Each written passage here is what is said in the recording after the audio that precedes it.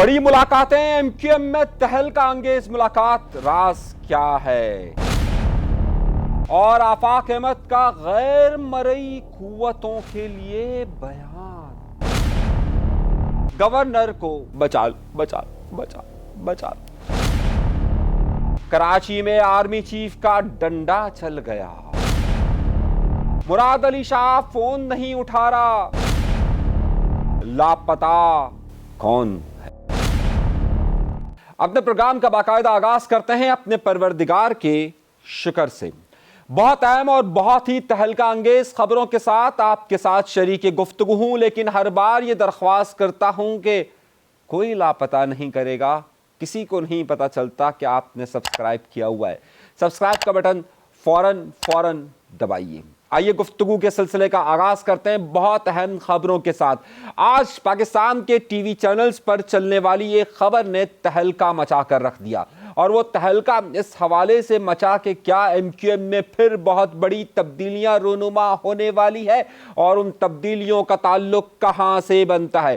क्योंकि तस्वुर ये किया जाता है कि गवर्नर सिंध कामरान टेसोरी साहब, जिनके जाने और आने की खबरें चल रही हैं, वो खबरों के दरमियान ने उनकी एक अहम मुलाकात ने सनसनी फैला दी है। और वो अहम मुलाकात कामरान टेसोरी साहब की हुई है एमक्यूएम के एक रहनुमा के साथ। मैं लफ्ज़ रहनुमा इसलिए इस्तेमाल कर रहा हूं कि मुझे ये नहीं मालूम क्योंकि अब ये साबिक रहनुमा है या अभी के रहनुमा है। वजह यह है कि जब इन्हें का मामला हुआ और मुस्तफ़ा कमाल साहब की पीएसपी जब एमक्यूएम में जम हुई, तो उससे पहले तक ये एमक्यूएम के सीनियर रहनुमा और सीनियर डिप्टी कन्वीनियर तक कहलाते थे, और जब ये आ गए तो उस वक्त भी सीनियर डिप्टी कन्वीनियर थे। और उसके बाद वो राब्ता कमेटी टूट गई, और जब ये राब्ता कमेटी टूटती है तो इसकी आवाज़ दूर तक महसूस होती है, और जब ये दूर तक महसूस होती है और फिर जब कोई खालिद मकबूल सिद्दीकी साहब एमक्यूएम के चेयरमैन से पूछता है कि जनाब वो नाराज़ होकर बैठे, तो उन्होंने कहा नहीं जी वो नाराज़ होकर नहीं बैठे, लेकिन एमक्यूएम से उन्होंने मुकम्मल तौर पर अपनी सरगर्मियों से लाताल्लुकी का इजहार कर दिया। मैं किसी और की बात नहीं कर रहा बल्कि आमिर खान साहब की बात कर रहा हूँ।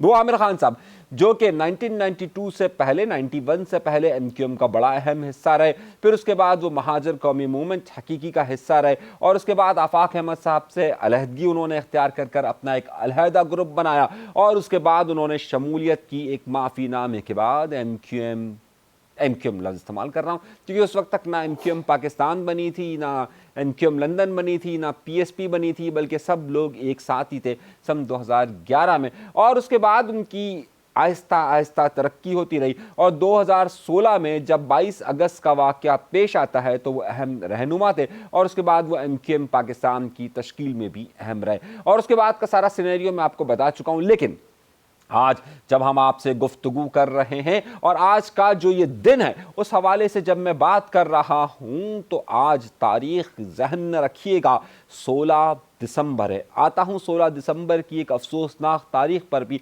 लेकिन पहले ये वाक़या कि जैसे ही उनकी मुलाकात कामरान टेसोरी साहब के साथ होती है तो अफवाहों का बाज़ार गर्म हो जाता है। इब्तदाई तौर पर आपको ये स्क्रीन में नज़र आ रहा होगा कि इसमें सिर्फ ये खबर चल रही है कि एमक्यूएम के रहनुमा, मुझे अभी तक नहीं मालूम कि एमक्यूएम के रहनुमा हैं कि भी नहीं है, क्योंकि उन्होंने बेसिकली सियासत से वैसे ताल्लुक़ की थी, और एमक्यूएम उसे अभी तक अपना रहनुमा अभी तो खुद से नहीं कहा कि हमारे रहनुमा है, वो सही है उन्हें नहीं मानती है, लेकिन वे खबर चली कि आमिर खान साहब के साथ उनकी एक मुलाकात हुई है। अमूमी तौर पर कामरान टेसोरी साहब के साथ जब कभी भी कोई मुलाकात करता है तो बड़ी खबर जनरेट होती है। हमने भी एक बार मुलाकात की थी और उसके बाद हमारा क्या हाल हुआ वो तो आपको पता ही है, जैसा ही है, और उसके बाद हमें लोग ढूंढते रह गए, पता नहीं कहाँ पर लापता हो गए। खैर, लेकिन ये इनके साथ ऐसा मामला नहीं है। जब इनके साथ मुलाकातें हुई थी अनीस कायम खानी साहब की, मुस्तफ़ा कमाल साहब की, तो फिर अफवाहें गर्दिश की और फिर ये जम हो गए, सही, और फिर ये मामलात हुए। लेकिन अब जो मुलाकातों का सिलसिला है कि क्या वाकई में इससे कोई बहुत बड़ी तफरीक और क्या आमिर खान की दोबारा से सियासत में एंट्री हो रही है और वो एमक्यूएम के प्लेटफॉर्म से ये गुज़िश्ता दिनों ये भी खबरें चलती रही कि जनाब उनके इशरतुल लिबास साहब से भी बड़े गहरे मरासिम में, और इशरतुल लिबास साहब ने मेरी पहचान पाकिस्तान कोई इस तरह का मिली नगमा गाने की कोशिश की है, तो वो उसके साथ अटैच हैं। तो जनाब अब ये क्या सूरत हाल बन रही है, अब हम बताते हैं आपको अंदर की कहानी। ये सारा बताने का मकसद ये था कि बहुत सारी जगहों पर हलचल मची हुई है। इतला ये किसी ने मुझे दी है गैर मुसद्दिका, गैर मुसद्दिका का लफ्ज़ इसलिए इस्तेमाल कर रहा हूँ क्योंकि इसमें कुछ और भी मामला है। किसी ने कहा कि जनाब वो तो एक शादी का कार्ड देने के लिए गए थे, मेरे ख्याल से उनके घर में कोई शादी है, किसी ने मुझे कहा। सही, और दर हकीकत वो जो शादी के लिए कार्ड के लिए गए थे, तो आपको पता है कि कामरान टेसोरी साहब ऐसा कोई भी मौका ज़ाया नहीं होने देते। उन्होंने फ़ौरन ठक ठक ठक ठक ठक तस्वीर, उन्हें मालूम था। अच्छा, बहुत सारी ऐसी मुलाकात होती है जिसकी टेसोरी साहब तस्वीर नहीं बनवाते, और जब बनवाते, वैसे बनवाते सबकी हैं, लेकिन रिलीज़ किसकी करनी है वो बड़ा मौके पर। इस मौके पर उन्होंने इस तस्वीर को रिलीज़ किया। तो क्या आमिर खान साहब वाकई में एमक्यूएम, नई एमक्यूएम का हिस्सा होंगे? अब लफ्ज़ इस्तेमाल कर रहा हूँ नई एमक्यूएम, क्योंकि हमेशा एमक्यूएम एक नए वर्जन के साथ सामने आ रही है, स्पेशली 2016 के बाद से तो नए वर्जन के साथ सामने आ रही है। तो क्या कोई नया वर्जन इंट्रोड्यूस करवाने की कोशिश की जा रही है या है? तो अभी तक ताहाल ऐसी बात नहीं है। अलबत्ता उनको फाल करने के हवाले से अभी उनका कुछ इस तरह का इरादा सामने नहीं आया है, लेकिन ये अफवाहें बहुत ज़्यादा गर्दिश करने लगी कि ये क्यों हो रहा है। अच्छा, उसकी बहुत सारी वजूहात भी हैं। अब मैं वजूहात आपको बहुत क्लियर वजह बता रहा हूँ। कामरान टेसोरी साहब पर एक बयान दागा, या अभी तक उस बयान की वजाहत नहीं हो सकी। फैसल वावडा साहब ने एक बयान दिया था ARY न्यूज़ के प्रोग्राम में कि जनाबे वाला एक गवर्नर जो कि नाम भी बना रहा है और माल भी बना रहा है, वो जाने वाला है। अच्छा, अब नाम और माल ये दो लफ्ज़ हैं, क्योंकि अगर आप बाकी सूबों के गवर्नर्स को देखिए तो वो ज़्यादातर गुमनामी में रहते हैं। एक सिर्फ फैसल करीम कुंडी साहब कभी कभार बोल देते हैं, कभी कभार गवर्नर पंजाब बोलते हैं, लेकिन नाम किसका बन रहा है और माल का मुझे नहीं पता। सही है, पता नहीं क्या पता बन रहा हो। सही है, अब वो अगर वो बन रहा है तो उसका जिक्र जब किया तो फौरी तौर पर एक सहाफ़ी ने जब कामरान टेसोरी साहब से पूछा तो कामरान टेसोरी ने कहा कि नहीं जी, वो बड़े अच्छे एंटरटेनर हैं। उन्होंने उस पर तनकीद की। उसके बाद MQM पाकिस्तान के चेयरमैन यानी कि खालिद मकबूल सिद्दीकी साहब से जब किसी ने पूछा तो उन्होंने कहा कि जनाब नहीं नहीं नहीं, अगर वो जाएंगे तो देखेंगे कौन आता है और कौन संभाल सकता है। ये उन्होंने एक बड़ी बात की। आज ख्वाजा इज़हारुल हसन साहब ने बयान दे दिया, सुन लीजिए, सही, ये बयान भी आज उनका दे दिया। लेकिन जो मैं बात कनेक्ट कर रहा हूँ, देखिएगा, असल में मुस्तफ़ा कमाल साहब का और किसी और का बयान नहीं आया। क्यों नहीं आया भाई? सबने, ख्वाजा इज़हारुल हसन साहब ने बयान दे दिया, सब तफसीलात आपको बताऊंगा कि क्यों हुआ। अब मुस्तफ़ा कमाल साहब का बयान ना आने की वजह ही आमिर खान से मुलाकात बहुत सारे लोगों ने कंपेयर करना शुरू कर दी कि जनाब इनकी हिमायत में नहीं आ रहे तो यहाँ से आमिर खान साहब आ गए। बाकी सब ने तो हिमायत में क्यों बयान दिया वो भी आपको बताने वाला हूँ थोड़ी देर में। बड़ी तजस्सुस अंगेज़ खबर है मेरे पास। सही है, तो अब बहुत सारे लोगों ने ये अफवाहें गर्दिश करना शुरू कर दी कि जनाब ये क्या बात हुई, क्या वाकई में तकसीम हो गई है? मुस्तफ़ा कमाल साहब का बयान कोई नहीं आया। भाई चेयरमैन जो है वो MQM पाकिस्तान के वो बयान दे चुके, ख्वाजा इज़हारुल हसन साहब बयान दे चुके, सब ने बयान दे दिया, इनकी तरफ से बयान स्टेटमेंट नहीं आया। तो क्या आमिर खान की एंट्री भी इसी हवाले से? नहीं, उसका ताल्लुक इसके साथ नहीं बन रहा है। लेकिन इस तस्वीर से पैगाम बहुत ज़्यादा वाज़ेह है। असल में मसला यह है कि फैसल वावडा साहब जो हैं वो बहुत ही पहुँची हुई शख्सियत है। अब हमारे यहाँ तो पहुँची हुई शख्सियत उसे कहा जाता है ना कि जो अल्लाह के बहुत ज़्यादा करीब हो, बहुत ज़्यादा जिसे इबादत गुजार तस्वुर किया जाता हो, जिसे बहुत ज़्यादा आला मर्तबे दी गए हों। लेकिन सियासी तौर पर भी कुछ लोग बड़े पहुँचे हुए होते हैं कि जिनके ताल्लुकात या जिनके मामलात बहुत दूर तक होते हैं। तो वो जो पहुँचे हुए शख्स होते हैं तो आम तौर पर उस पहुँचे हुए शख्स से कोई टकराना नहीं चाहता। भाई हम जैसे लोग तो टकरा ही जाते हैं और हमेशा उसका अंजाम भी भुगतते हैं, लेकिन बहुत सारे लोग ऐसे होते हैं कि जो उस पहुंची हुई शख्सियत से टकराना नहीं चाहते। तो ख्वाजा इज़हारुल हसन साहब टकरा गए या कोई और टकरा गया। सही है, खालिद मकबूल सिद्दीकी साहब ने भी बयान दे दिया। अब ज़ाहिर है आप मैदान जंग में आप हक के साथ हो सकते हैं या बातिल के साथ हो सकते हैं। अब आपको ये नहीं, बाज़ लोग जो लोग दोनों तरफ के ग्रुप अपने आप को हक पे समझते हैं, वो कहते हैं कि हम हक पर हैं, वो कहते हैं हम हक पर हैं। आप अगर जंगों की देखिए तो सच वो होता है ना कि जिस तरफ आप खड़े हुए हैं। ऐसे लोग नहीं होते कि जो बाज़ औक़ात न्यूट्रल से मुराद मेरा वो जानवर नहीं है, लेकिन आप दो तरफ से खड़े नहीं हो सकते कि एक इधर भी हों और इधर भी हों। आपको एक तरफ रहना पड़ता है, या तो आप फिर सालसी का किरदार अदा करते हैं कि जनाब आइए हम आप दोनों को बिठा देते हैं, तो वो एक अलग बात है। अब मामला क्या है? अब मामला यह है कि ज़ाहिर है फैसल गवर्नर साहब की हिमायत में बयान देने का मतलब है फैसल वावडा साहब की मुखालफत में, क्योंकि गवर्नर कामरान टेसोरी ने जो स्टेटमेंट दे दिया था कि वो इंटरटेनर है, तो ज़ाहिर है उनके दिल पे तो लगी है, ज़रा ज़ोर से लगी है। तो ज़रा अब मामला यह है कि ताकतवर हलकों के बहुत ज़्यादा अगर करीब देखा जाए तो आपको ज़्यादा करीब और जो इस वक्त बड़ा खेल में शामिल हैं वो आपको फैसल वावड़ा साहब नज़र आते हैं। फैसल वावड़ा साहब इस वक्त जिस तरीके से डिफेंड कर रहे हैं और ख़ास तौर पे जिस तरीके से जवाब पे जवाब दे रहे हैं, और ज़ाहिर है आप अगर उनकी वफाक के हवाले से अगर उनकी पोजीशन को आप देखें तो आपको ये अंदाज़ा होगा कि जनाब वो बहुत ज़्यादा मजबूत खिलाड़ी नज़र आते हैं एज़ कम्पेयर टू कामरान टेसौरी साहब के, कि जनाब वो बहुत सारे महाजों पर हैं और ऐसी सूरत हाल में और उनके ताल्लुकात भी बहुत ज़्यादा हैं, तो अब आप किससे बिगाड़ेंगे। तो किसी ने मुझे कहा गवर्नर हाउस से नहीं, गवर्नर हाउस के इर्द गिर्द की मैं बात कर रहा हूँ, गवर्नर हाउस का लफ्ज़ इस्तेमाल नहीं कर रहा इसलिए कोई उसे वो ना समझे। इर्द गिर्द ज़्यादा बहुत सारे प्रेस क्लब भी है, बहुत सारी जगहें और भी हैं। वहाँ से मुझे एक इत्तला मिली कि जनाब ऐसा नहीं हो सकता कि बहुत कम लोग हैं कि जो उस तरफ एक तरफ की मुखालफत को बर्दाश्त करेंगे, और इस वक्त मुखालफत को बर्दाश्त करना ज़ाहिर है अफोर्ड नहीं हो सकता। इसलिए कामरान टेसौरी साहब को भी इस बात का अंदाज़ा हुआ कि जनाब ये इस तरह का बयान उनकी तरफ से क्यों नहीं आया, मेरी हिमायत में क्यों नहीं आए, वो उसने ऐसे क्यों नहीं किया, ऐसा क्यों मामलात नहीं हुए। तो ज़ाहिर है आमिर खान साहब एक शादी का कार्ड का ही बहाना है, सही हो, लेकिन वो मुलाकात किसी के लिए तो पैगाम है ना कि जनाब आप नहीं तो आप सही, तू नहीं तो और तू है हर जाई, तू है हर जाई तो अपना भी ये तौर सही, तू नहीं तो और सही, और नहीं तो और सही। बड़ा मशहूर शेर है ना, तू है हर जाई तो अपना भी ये तौर सही, तू नहीं तो और सही, और नहीं तो और सही। तो जनाब अगर आप ट्राई करेंगे तो फिर होगा। खैर ये अफवाहें हैं, ये खबर नहीं है, ये अफवाहें हैं कि जनाब ऐसा हुआ होगा तो ऐसा हुआ होगा, ऐसा हुआ होगा तो ऐसा हुआ होगा, तो इसलिए मैं बहुत सारी चीज़ों को बांध रहा हूँ। खैर नुक्ता ये नहीं है, नुक्ते आते हैं। अब ये तो बहरहाल खींचातानी है इस वक्त गवर्नर साहब की सीट्स के लिए और उस मामले के लिए। ख़बर का जो बड़े अहम दो एक नुक्ते, आफाक अहमद साहब का आज 16 दिसंबर है जब मैं प्रोग्राम रिकॉर्ड कर रहा हूँ।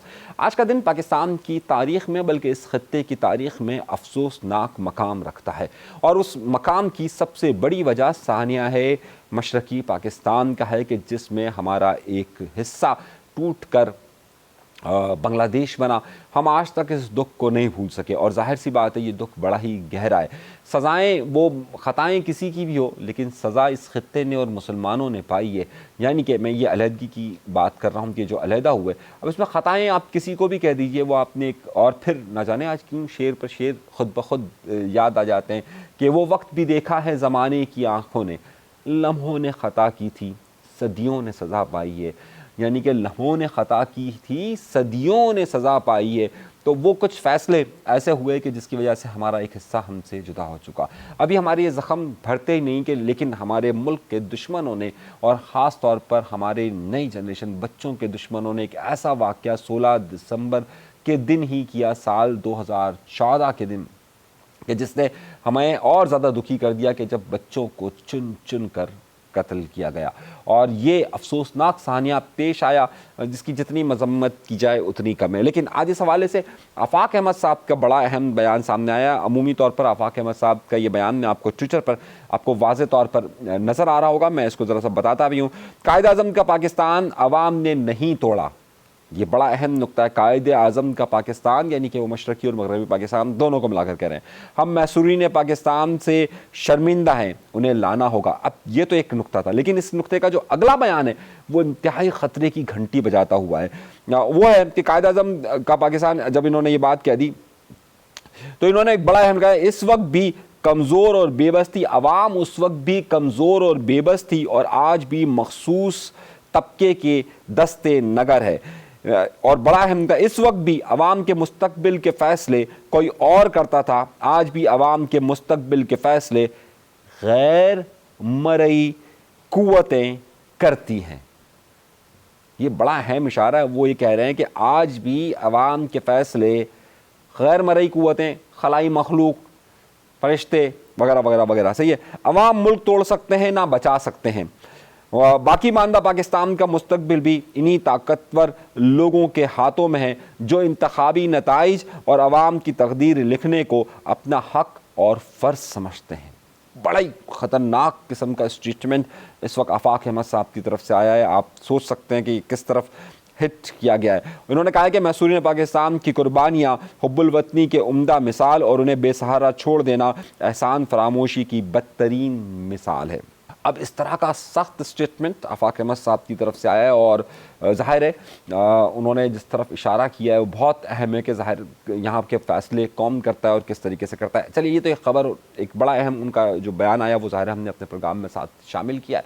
और लेकिन मैं ज़ाती तौर पर भी समझता हूँ कि आवाम की ताकत बहरहाल वो बड़ा मशहूर वाक़या जो हमारे यहाँ पर बताया जाता है, और जब फ़तह मक्का का वक्त था और जब बुत गिराए जा रहे थे तो उस वक्त हमारे प्यारे नबी सल्लल्लाहु अलैहि वसल्लम ये बार बार कह रहे थे हक़ आने के लिए है और बातिल मिटने के लिए। तो बहरहाल हक़ को हमेशा आना ही होता है, वक्त लगता है, देर लगती है, लेकिन हक़ आता ही है। मैं समझता हूँ कि अवाम की ताकत हमेशा जीतती है, अवाम कभी गलत नहीं होते, आज नहीं कल सही, कल नहीं परसों।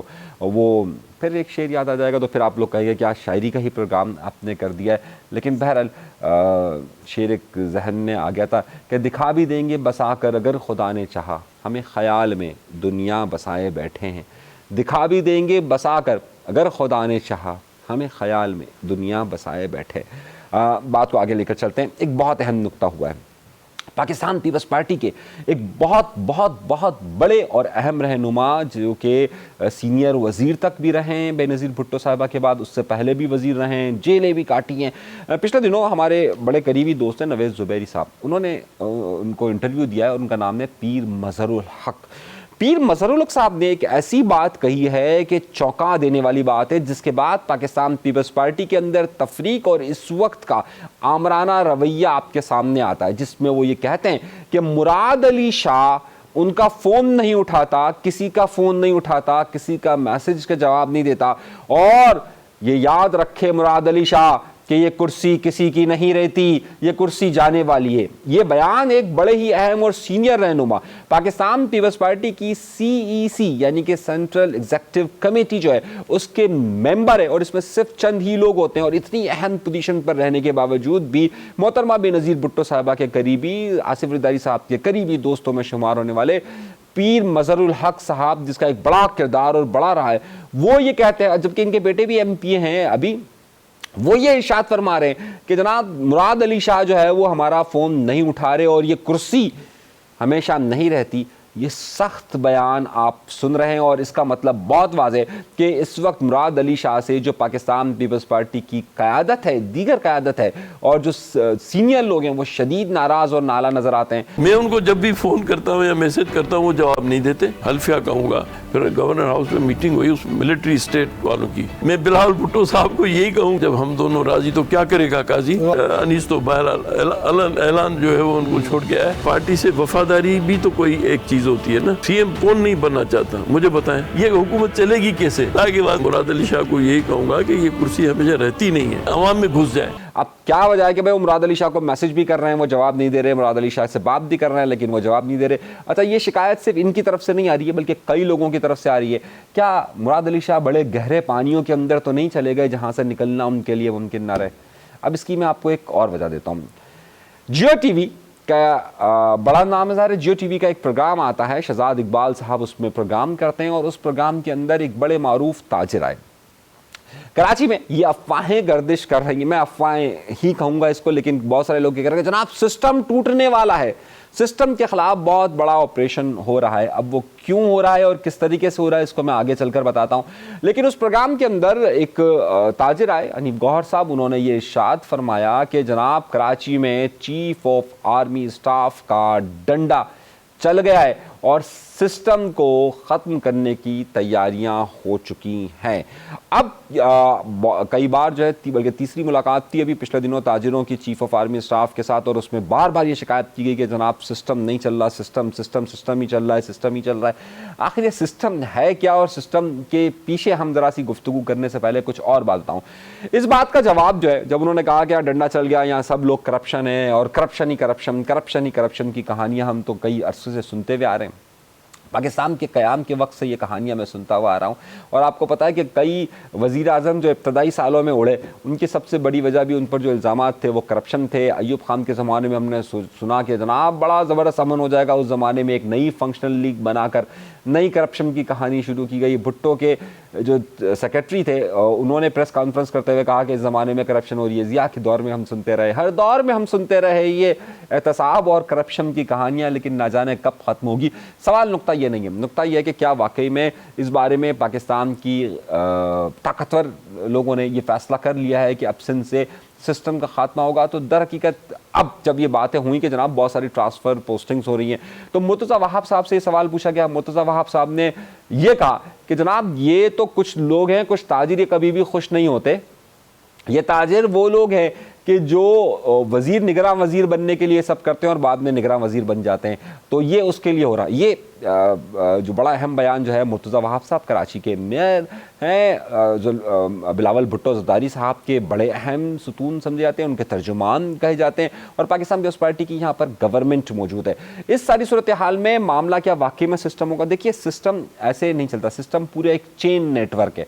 उस चेन नेटवर्क में आप चंद लोगों की पोस्टिंग्स और ये कर कर ख़त्म नहीं कर सकते। इसमें ब्यूरोक्रेसी का एक बहुत बड़ा किरदार है, और उस ब्यूरोक्रेसी के साथ साथ सियासतदानों, और सियासतदानों के साथ कई और लोगों के नाम भी आते हैं।